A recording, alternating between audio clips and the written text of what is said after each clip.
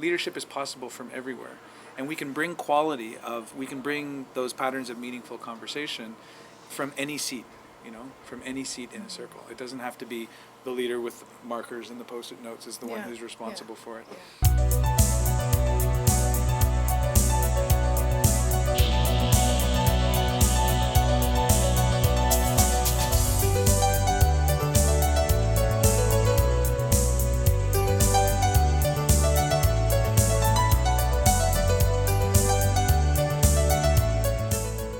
Hi, welcome to Peak Moment. I'm Janaea Donaldson. I'm on Bowen Island in Canada with two folks doing something kind of interesting called the art of hosting. I'm with Chris Corrigan. Thank you for joining me. Dave Pollard, who we've also seen here before. You guys, what is the art of hosting? What is it? One can form a lot of pictures, right. But endless descriptions of the ineffable. The art of hosting is it's an approach, I think, to leadership practice. Comes out of the participatory facilitation world. Began as a way of making sense of how really good conversations work. So the story goes that there were 4 or 5 friends of ours from Denmark who, getting together one day, were trying to think about if we were going to train people in how to do good facilitation work, what would we need to train them? To facilitate meetings, yeah, facilitating right? meetings, facilitating participatory processes of any kind. Right. And so they were focusing on the conversation part and thinking, okay, what makes for a meaningful conversation? And they identified 4 patterns that show up. So one of them is that we're present.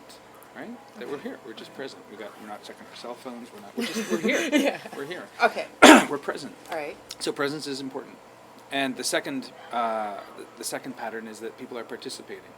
So there's lots of meetings where people don't participate, where we stand up on a stage and we bark at them and they consume. Right? So it's the opposite of being a social consumer, right? It's being a participant. So participant doesn't necessarily mean that you're going to jump in and say something every time, but part of being present is you're tracking what's going and in the okay. Yeah, and that we can create spaces where people can always feel free to participate, both by listening and by speaking, by making meaning, by showing up as a human. So the fourth pattern is that meaningful conversations are places where people can make their contributions. So they're hosted in a way that, like this is hosted, So here we are coming to have tea, and suddenly we're having a conversation that we hope is being meaningful. That's right. Right. All right. So a meaningful conversation is hosted, and my definition of a hosted space would be one in which any of us would be able to offer our gifts, whatever those are. So contribution becomes a pattern.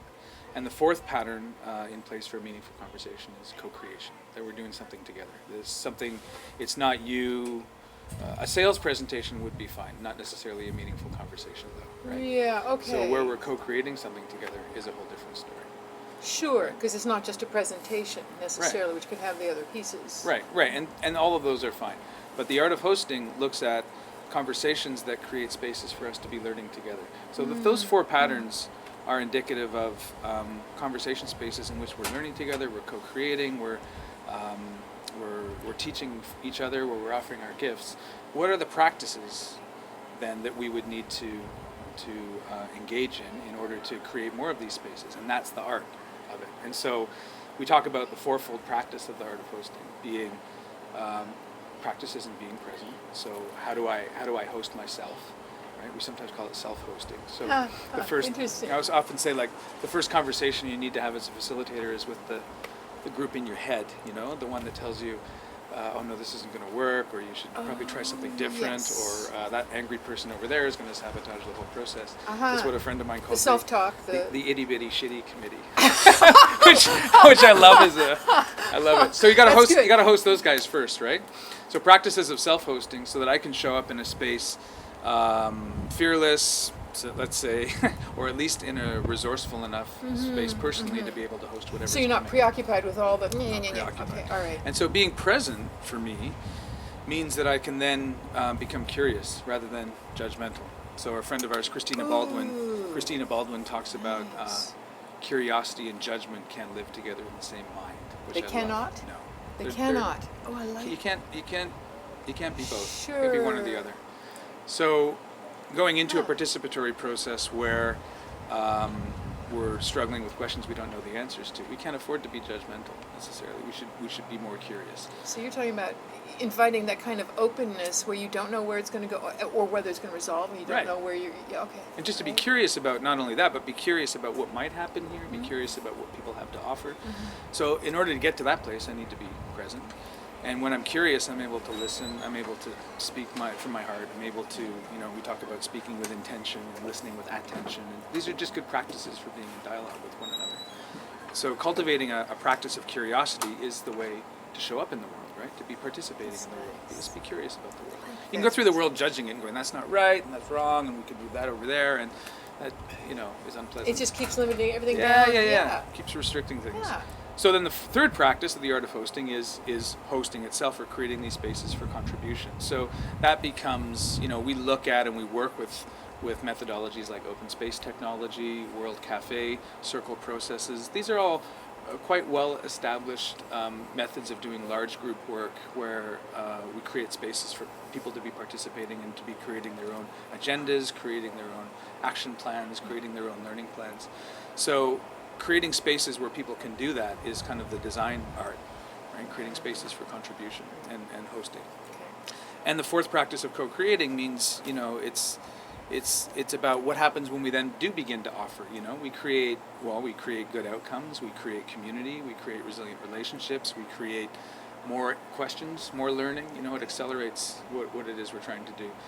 So this practice of the art of hosting is one way, I think, of responding to complexity in the world, to responding to the kinds of situations that we're all in, where we don't know the answers, where we don't know where we're going, and we don't know what we're doing, right? Which is a lot of the time. Yeah, right? yeah, really. And it helps us to be able to, be able to rely on others, to be able to open up spaces and create spaces where others can inspire us, participate with us, co-create, bring new ideas from the margins, and help us do the next good enough step.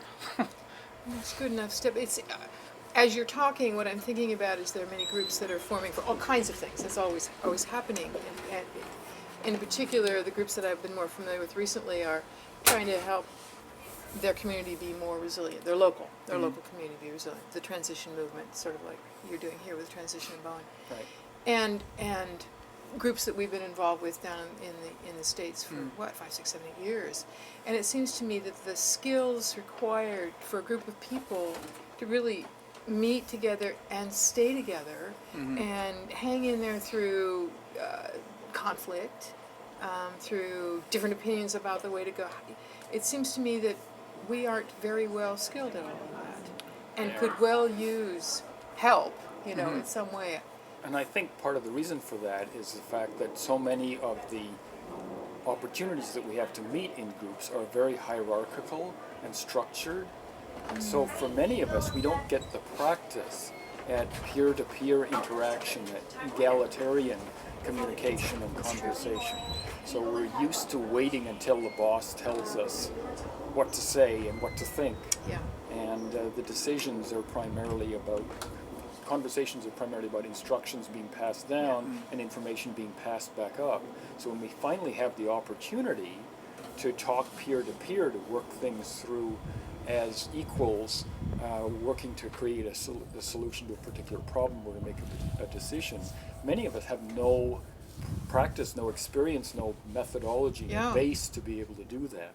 So what the art of hosting does is kind of collect together a number of different methods, and underlying them is these set of core principles that basically apply across all of those different methods. So in fact, what Chris and the art of hosting people are doing is birthing a new language, a language that enables us to talk to each other as peers instead of in the traditional hierarchical type of arrangements in which we normally find ourselves dealing when we're in groups. Yeah, I think that's really true. I mean, I think we were talking the other day, some friends of mine and I, about the work that colleagues have been doing in places like Minnesota and Nova Scotia, where the art of hosting is a workshop, as a learning environment, a learning space has been offered for years and years and years. And we talk about thousands of people have come through this particular learning experience, and someone was saying, well, we trained 1,000 people, and my response to that was, well, we haven't trained 1,000 people who can facilitate those conversations. There's a few of them that come through that say, this is my calling as a facilitator.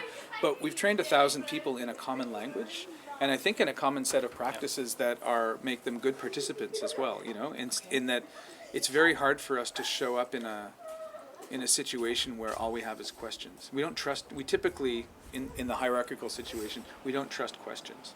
So whether we're in school, people put up their hands if they got the answers. And when you get hired in a job interview, you get hired because of the answers you gave, not because if somebody, this would be brilliant. If somebody were to hire people on the basis of, okay, here's a tough situation our company's facing, and what would you do? And the interviewee were to say, well, I don't know, what do you guys think? Like, that's the person I would hire, Yes. But instead in the job interviews, we're like, well, the first thing I would do is this, and then I would do this, and a strategic plan, and then I'd have an implementation, critical pathway, and the results would be evaluated. You know what I mean? Yeah, I do, because if what you were doing is you were hiring somebody for particular qualities, not answers, not to be right. Well, and the ability to sit in the question, to be vulnerable about not knowing.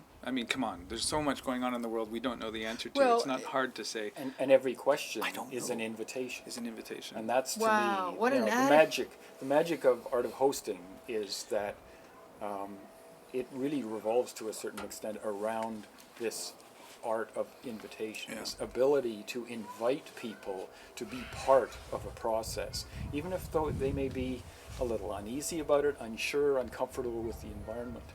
But it's about building that capacity, I think, in communities or in organizations to be able to see that inquiry is a form of action, that conversation and community building is a form of moving forward. That in spaces where and in situations where we're facing complexity, we're facing emergence, and we don't know what happens, we don't know what's going to happen, and we're confused by it, and we're vulnerable in that. Coming together is the answer. At the Berkana, we used to do a lot of work at the Berkana Institute, and which Margaret Wheatley started back in the 90s, and Berkana, we used to have a saying: it's for every problem, community is the answer. For every community is the solution. That. Yep. So it just shifts the problem-solving mindset from one that's where we can engineer a solution to something as complicated as how do we build community resilience.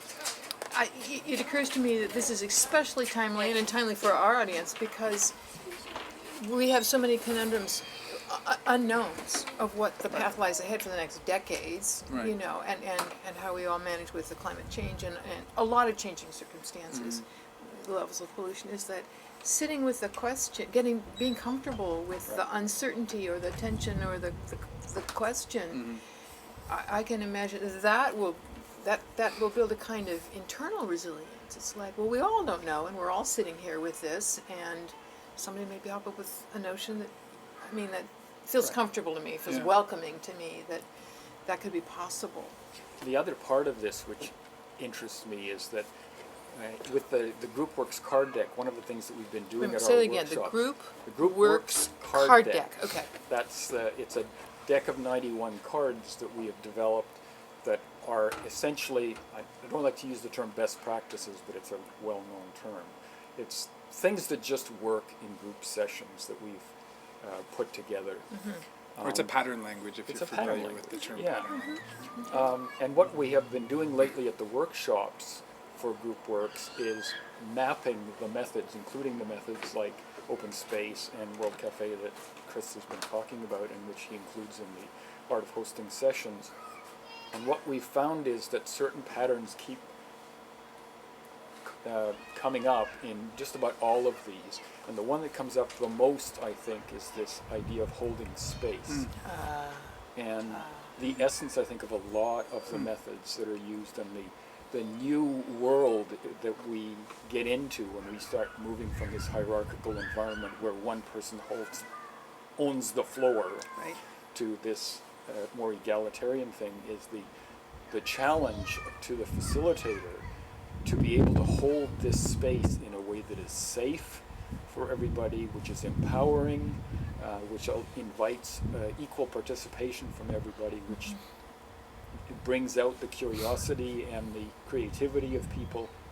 It's a very difficult task. It is, and I would say that it even goes one step further, because one of the features of the pattern language decks, all the patterns in the pattern language deck, is that they're scalable, right? So it's an individual practice, but it also becomes a collective practice. And one of the key pieces of I think what features in the art of hosting is that we think that in facing complexity, communities and organizations need to become learning organizations. They need to become learning entities. They need to have a learning muscle, that we don't rely on expertise and answers, but we rely on our own capacity to learn. And so with this pattern of holding space, it is both an individual practice of being able to create and hold spaces for all kinds of bubbliness to happen and creativity, but it's also about creating the conditions where a community or a group learns to hold space for itself too. And that's kind of that would be like my working definition of capacity building, is creating the capacity for communities to hold space so that they're not reliant on single individuals out there. We know in a living system, any reliance on a single individual is fatal. That's right, and I've seen that a lot in groups, is that a strong, charismatic leader shows, gets something going. Yeah. There are people who are stronger at initiating things, and people and who need to pull back at some point, because you want the group to, carry on. So that's an interesting dynamic. The idea that I would come in and start something and then pull back. I think what I'm ideally, I think that happens a lot. And what ideally I'm trying to go for is a situation where I join a field with a particular resource. So it may be a methodology, or it may be a set of ideas or something, but I join a field that also has resources in it, Yes. and that together we do that. Yes. Explain that Yes. term, field, because it's Field. an interesting Yeah, field. that's- in this whole Yeah. How do you area. tie that with people Right. So getting together stuff? So how's this conversation feeling for you? Delightful. So that's I'm engaged, the quality yes. of the field, right? So there's something here. Yes. We could make it unpleasant if you wanted.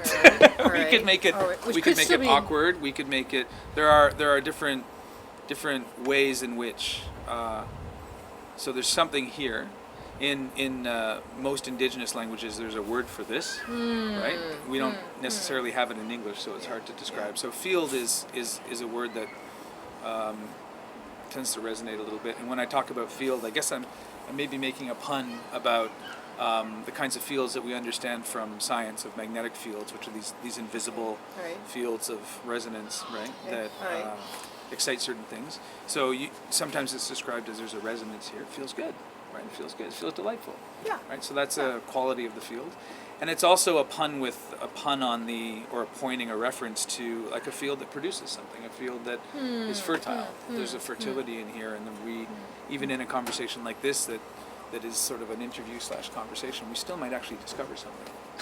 We still might. I'm learn- discovering a we lot still of things might learn stuff. myself. Yeah. Collectively, we might even. learn Yeah, something. yeah. But this becomes, and so that's what I mean by joining a field, rather than coming in and saying, okay, group, I'll be the expert, I'll get something started, and then I'll withdraw. It's like if I join a field and we sort of swell like this, then I'm going to be changed by that experience too. Yes. I mean, yes. one of the principles of dialogue, one-on-one dialogue, is you're in a dialogue when there's a possibility that either of us will change as a result of it.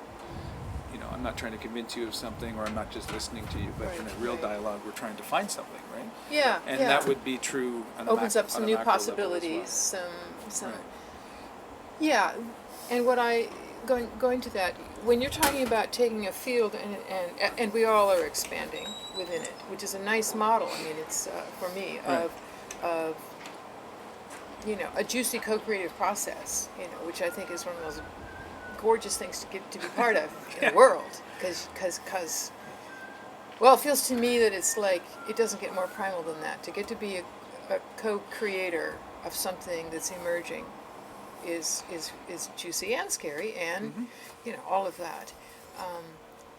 Changing the role, but when I get the picture I get, in the field, is people changing their roles and feeling comfortable to to have some who are sitting, who may not participate Right. very vocally, say, just coming forward, and others full. So there's a dynamic, I guess. That's the picture I have. Yeah, very much so. And the And- roles are even ambiguous Yeah. in that they aren't defined roles the way you find in a lot of traditional In the hierarchical meetings where, yeah. Because they're context sensitive, that's why. Because they're able to morph and change and shift depending on the context that the group is in. And Right? the essence of dealing with complex problems is that the understanding of the problem and some of the possible avenues of not solving but dealing with and addressing the problem co-evolve. So you don't start with a problem definition and say, here are the answers. And this is why the dynamic of this, which allows you to move as your understanding of the problem changes, and then you start to surface some different ways of approaching it. That's what distinguishes the complex issues, to which the art of hosting type of techniques and methods are best suited from the more traditional group where there is a defined problem, there is an expert in the room that has the best answers, and everybody else's role is more or less set. In these particular situations, you have no idea where these ideas and appreciations of what the other aspects of the problem are, where they're going to emerge from. They could come from anywhere in the room. That's the notion of an evolutionary system. Systems evolve on the basis of mutations. And those mutations, if we stick to the core of what we know and the same people that we've been with forever, then it's unlikely that we'll get a mutation in the system because we've been entrained together to respond to each other, and we might be locked in roles. Even if it's fluid, we might still have a sense of what our roles are. So one of the real skills I think we need to learn collectively as a species, or maybe it's remembering collectively as a species, is how to welcome the margins and how to welcome what's in living systems we would call in the ecotone, at the edges where systems meet each other. That's true in social systems as well, as the innovation is going to come from the edges. So we need to be able to open up to that. And what stops us from opening up to that is fear. It's just, I'm afraid of those people. I've never worked with them before. I don't know what's going to happen when we invite them in. Yes. And so a good capacity to have there is resilience, right? Because you can, if you can be resilient, then you can get ideas from anybody. You can welcome anybody into your. Define resilience in that context, because I'm not sure I get Staying how you in mean it. that. I mean, the simplest form I would have would be like I can stay in it. I can stay in the discomfort Okay. for a longer period of time than I used to be able to. And that makes me more resilient than I used to be. Okay. And thus the whole group is more resilient because you are, and the whole group's tolerance is what I hear for things that are just seem to be off the wall, Right. or out in left field or half crazy or whatever it is. Right. And you're asking that stretch to hang in there with it. Yeah, Right? to See hang where in it there may so we go. can see where it the might, new level of we talk often about a chaotic path in the art of hosting community, and this is a concept that's Not chaotic. chaotic. it's reasonably chaotic. well known. It's the dance between chaos and order, and it's one way of describing in organizational terms what naturally happens in complex systems when order comes apart. Okay. If it's a truly complex system, new order, a new level of order will emerge and evolve, and that interregnum is The space really, between them. is really uncomfortable a lot of the Yeah. time because your old order has died and the new order isn't yet there. Yeah. And you also discover that you don't have a whole lot of control over the shape of the new order either, right? Like you wish you do. That's really familiar. Yeah, Right. there's that tension. It's like, Right. it's like a chord that's discordant, and you just, So quite often what happens in terms of groups of all kinds is that when we see the chaos coming, if we're not comfortable with it, we lock down the order and we go to control. Yeah. And that makes systems very, very brittle, because then when a control system collapses, it collapses catastrophically. When a system with some ability to maintain itself in the face of chaos collapses, it collapses more resourcefully. It has more resources around it. So that we talk often about the art of hosting being one set of practices that one can use walking on this chaotic path or doing this dance between chaos and order. And so in that sense it becomes useful for organizations and communities facing whatever we might be facing, but not being afraid of that and becoming becoming resourceful and able to deal with their own fears around Yes. losing their status, losing their position, losing everything they've ever known, and yet still going, good, bring it on. Like, bring it on would be ideal. That's So- that's a whole that's a whole opposite to everything we've been programmed for in civilization that I can think of. Yeah, because that programming's got us here. I mean, you look all around us. I mean, this air conditioning that goes on and off is a beautiful control system. Keeps us comfortable and warm. And for all kinds of mechanical systems, control is what you want. And so, for the last 400 years in the scientific enlightenment Yeah. has been all about Controlling nature. it's been all about control, because control is, it's got us all of this stuff. And so we privilege that as a mindset. And we study it, we try to appeal to it, we try to get really good at it, because has a particular privilege in this culture and in this time. And it doesn't, it's useful for a lot of things, and it's not useful for a lot of things also. I interrupted you. You had something else you were gonna. No, that's okay. Yeah. To me, the interesting thing about facilitation is that when you first start to learn facilitation, there is a tendency to draw from your past experiences, which for many of us have been the person who is supposed to be facilitating is in fact controlling the meeting. And so in many cases, facilitation, one of the things that I discovered in attending Chris's workshop was that I had to unlearn a bunch of things about my perceptions of facilitation before I could start to learn that true facilitation is not about controlling the way a symphony conductor controls the orchestra. It's more improvisational. It's more saying, I think if I intervene here and touch this very gently, I can get it going in a more positive direction. And here I can see the event is stuck because of some misunderstandings or conflict. So how can I gently intervene in this way in order to keep us moving towards the evolving understanding of the problem and the solution that we're trying to deal with, without trying to control things. And that's very difficult to do. We have this. Yeah. If you look at the mountains. I just want to say we We've have got late afternoon, alpenglow. orange, sunset glow. Gorgeous. One way to kind of get a hold of this is even looking at the Latin root of the word facilitation, which comes from facilitare, which means to make things easier. And all of our language of facilitation traditionally has been a very mechanistic way of looking at things. So we run meetings, we're making things more efficient. It's a well-oiled machine. It's a smooth meeting. We have our tools. We come with our toolboxes.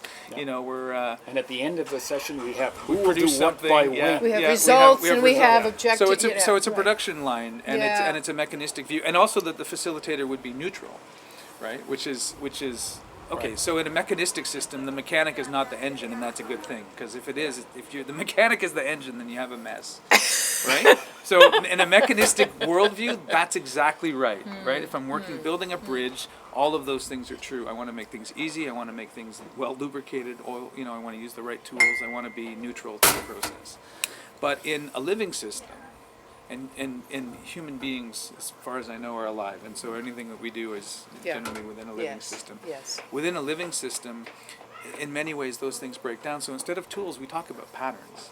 Because if you look at the way living systems operate, they don't organize themselves the same way. It's very context dependent, right? So that fir tree is going to be in proximity to another fir tree base, and it's going to have a certain size based on the soil, and because of its size, it's going to have a certain impact on the trees around it. So it's so context dependent that we talk about patterns, and we know patterns work rather than tools. So the pattern of holding space can be done a number of different ways. You can hold space all kinds of different ways depending on the context that you're operating in. And a facilitator, this is why we use the term hosting, although I use the two terms interchangeably. But if I were to say hosting is quite different from that traditional notion, that mechanistic notion of facilitation, which is changing broadly. But I think the idea of hosting, I really think of myself as joining a group, as joining a field. I can't be neutral to it. The moment I step in, I'm a part of it. And as Dave says, most of the facilitation you've seen is by people that are controlling meetings without even being aware of it, because they're pretending that they're being neutral. Right. And that becomes very shadowy at a certain That's interesting. point. I thank you for that, because one of the things that, this is a side sheet, but brings up for me, is that part of why I wanted to do Peak Moment as conversations is because I can't if it's an interview, there's that mechanistic view. The interviewer is sort of neutral, except I'm not. I know that I'm not. Totally, I mean, I'm changing what I'm learning, Right. and we all are. We all Everybody are. that's watching is Yeah. changing something. So, I really appreciate having names for this. Right. I mean, that seems to me that's a huge contribution you've done here. Is just being able to name some of what we experience in the groups, and I see that in the GroupWorks Right. Right. card deck. Is that naming helps us just raise the awareness here. One of the What's patterns possible. that I most love is one called Guerrilla facilitation. Yeah. And essentially, and this is something that I didn't even realize until the very end of my session of the art of hosting, was the fact that this isn't about you as a leader of a group learning to lead more effectively. And this isn't just a skill set that you learn when you are at the front of the room or the center of the circle. This is a skill that you can start to invoke when you're a participant as well, and in just about any group context. So if you're in a session which is either being badly facilitated or not facilitated at all, you can use these methods and these patterns to gently guide it in a more positive direction. Just bring some quality. Just bring some quality. I mean, FaceTime between people is so precious, you know. Like we don't get it, and we waste a lot of it, you know. And we don't always have the power in a meeting situation to be the one who's in charge of how that FaceTime is spent, you know. And I love that pattern as well, because I think it really speaks to the fact that in a living system, leadership can come from anywhere. You know, we could walk in the forest and I could give you 14 weeks to show me the most important tree, and you still wouldn't find it. You know, I mean, you have all the time in the world, and you wouldn't find the most important tree. And it's true in a group as well. We just never sure where leadership is possible from everywhere, and we can bring those patterns of meaningful conversation from any seat. You know, from any seat in a circle. It doesn't have to be the leader with markers and the post-it notes is the one who's responsible for it.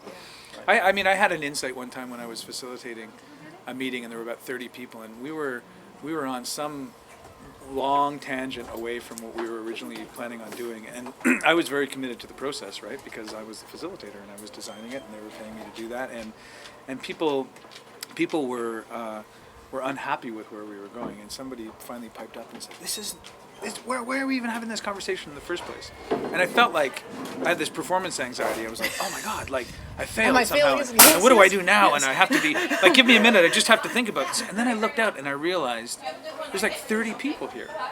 Like, I'm not alone. And I said, well, actually don't know. What should we be talking about? And someone said, we should be talking about this. And everyone said, yeah, we should be talking about that. So I said, all right, let's talk about that. Great! You know, we're suddenly right back on track, and we're having the meeting we had. But it's such a funny thing, like how many years I practiced forgetting that I wasn't alone. That I could be completely confused that was allowed when we were trying to figure out stuff we've never figured out before. You know, you're totally allowed to be confused and make mistakes, and you can ask for help, and people will show up and they'll go, this is the question we should be talking about. Chris, So Dave, this is transformative work. I mean, you are unlearning Right. how we've been raised. You know, this is exciting. Yeah, it's fun. And it lasts. I mean, we could do this. I'd love to do this. We could do this for hours. Yeah. But at least for our viewers, this is a Right. great taste. Is there anything else? I mean, besides the other hours we could do that, you know, that's just critical that we need to share? I would just say one of the things that characterizes our community of practice around the world, it's a global community of practice, the art of hosting, is that we share stuff. So it's all open, it's all, you know, we have an email list of people that, you know, if you say, hey, I'm new to this whole field and I got a question about this meeting, you'll get 27 people diving in to give you a hand. So the email list, we have websites, we have all kinds of resources available, and I think if people are interested in more, you know, they can Google Art of Hosting and they'll find some stuff. Art of Hosting. Yeah, and my website, there's I got a whole scat of hundreds of facilitation tools that people can use, And you can, if you're an autodidact, you can probably create a whole university curriculum on this if you want by cobbling it all together. But we only work with stuff that people share. We don't work with processes that are licensed or where you need to be certified, and we don't have any of that kind of stuff. We're trying to build, I think, a global community of practice around people that are interested in creating really resilient learning spaces for dealing with the complexity we're after. So Sounds like just in time. In a way, I mean, to bring that wisdom forward and to have it shared, it strikes me that we should have it in the learning for everybody, somehow, in our growing up, in our lives. I think we all have a responsibility to learn this. We all have a responsibility to learn how to be better facilitators and better hosts in and the better activities. participants, better learners, and yeah. better participants. Yeah. because right. I see that as Yeah. a really weak place, that it's an invitation. You got to get Right, good at for being that. curious. Our curiosity is going to save us. It may kill cats. You catch that? No. That's why they have 9 lives. It's because they're curious. But That's it's why, it's right? The one, it's and the it may one give thing, us right? our 9th Yeah. life as well. Yeah, it might. I don't know. Curious. All right, folks. Start to cultivate that curiosity. I am with Chris Curious. Corrigan. Chris Curious Corrigan. And Dave Pollard on Bowen Island. I'm Janaea at Peak Moment TV. Join us next time.